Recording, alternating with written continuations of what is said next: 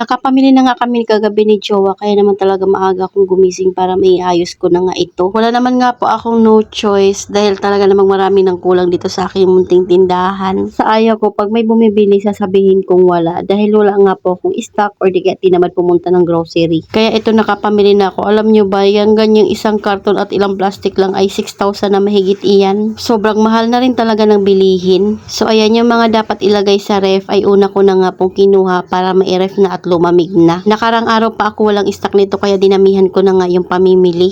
Bumili na rin pala ako ng 2 pack ng gatas ng para sa amin. Dinamihan ko na nga rin po yung pamprito ng chicken kasi nung nakarang araw pa din yan wala at as in wala talagang natira. Kagandahan lang din talaga pag organize yung mga paninda mo. Alam mo na nga kung ano yung mga kulang. Nakita kasi sa lagayan nila kung ano nga po yung wala. Makakapaglista ka kung ano yung kulang. Naalala ko lang dati kumarites na pag may 3,000 ka, abay talaga namang halos puno na nga yung tindahan mo. Pero ngayon kahit 10,000 pa yan, parang hindi nga po makita sa tindahan mo dahil talaga namang napakamahal na ng bilihin. Kaya 6 lang pala na suka at toyo yung binili ko dahil yun nga lang po yung kasya sa lagayan nila. Wala din kasi ako nakitang promo kaya ayan, kaunti lang yung kinuha ko. Kukuha nga lang ako ng marami pag mga promo nga po yung mga nakikita ko.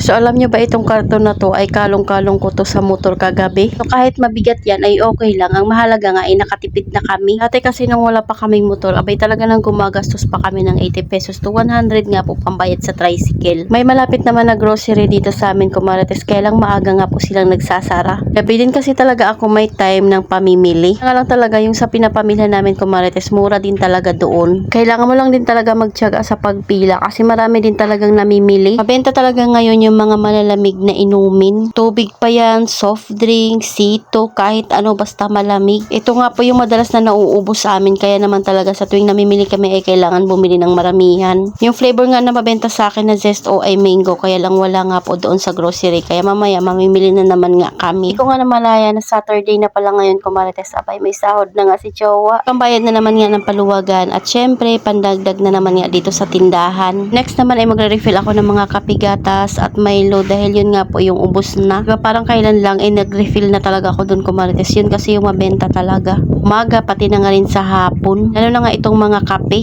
Dito talagang may gagawin ako sa tindahan. Maaga talaga akong gumigising.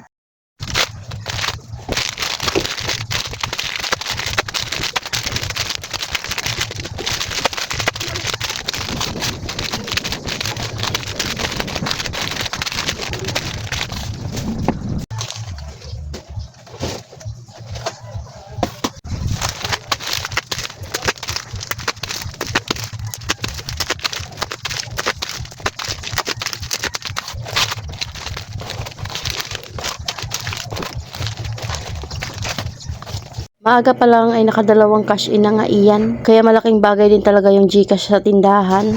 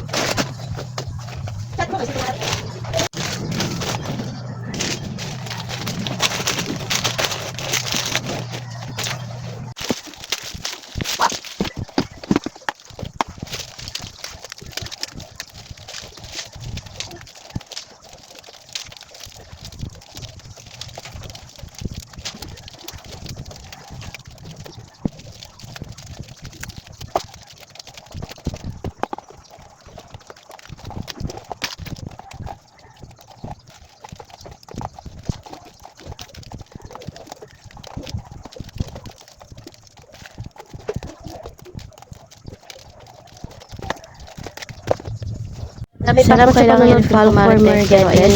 Sana i-share na nga rin po itong aking video.